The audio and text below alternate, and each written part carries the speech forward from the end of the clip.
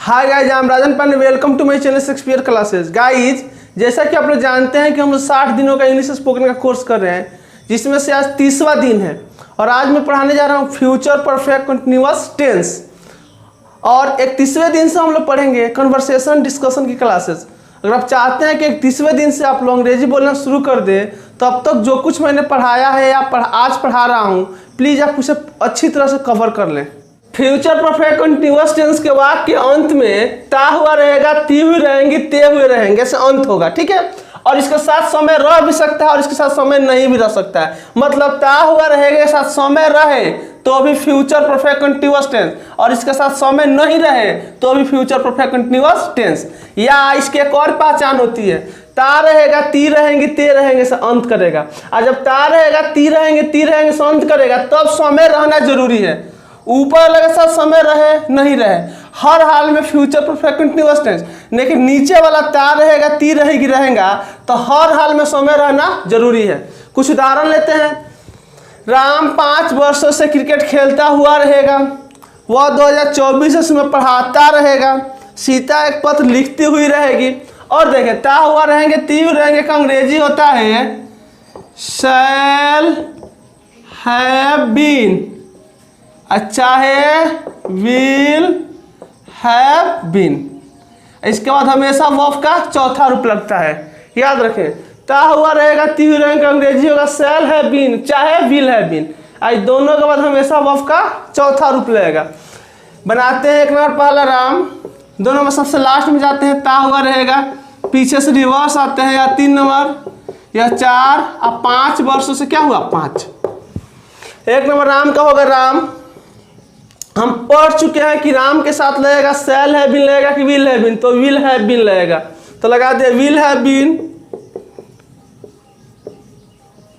1 number बन गया, 2 number बन गया। 3 नंबर खेलना का होता है प्ले, हम जानते हैं वर्ब का चौथा रूप बनता है प्लेइंग। उसके बाद 4 नंबर क्रिकेट का होगा क्रिकेट। और 5 वर्षों से हम पढ़ चुके हैं कि 5 वर्षों से होगा फॉर 5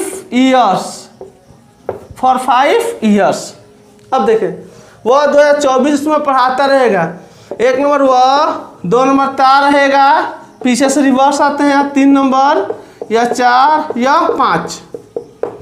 1 नंबर वह का होता है ही, और 2 नंबर ता रहेगा, ती रहेगी का अभी हमने तुरंत लिखा, नहीं तो शैल हैव बीन होगा, नहीं तो विल हैव बीन होगा, तो वह के साथ होगा विल हैव बीन। 3 नंबर होगा पढ़ाना का होता है टीच, हम जानते हैं वर्ब का चौथा रूप होगा टीचिंग, तुम्हें का होगा यू। हम पढ़ चुके हैं कि 2024 से होगा सिंस। लेकिन एक बात का आप लोग ध्यान रखेंगे कि जब बात हो फ्यूचर का, तो सिंस का स्थान पर फ्रॉम लगता है।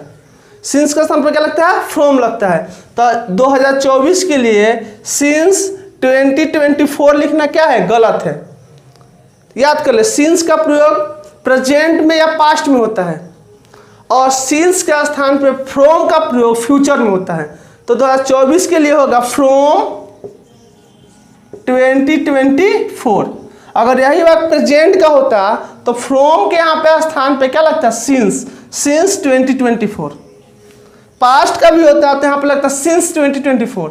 लेकिन फ्यूचर में सिंस के स्थान पे फ्रॉम लगता है, इसलिए यहाँ पे होगा फ्रॉम 2024।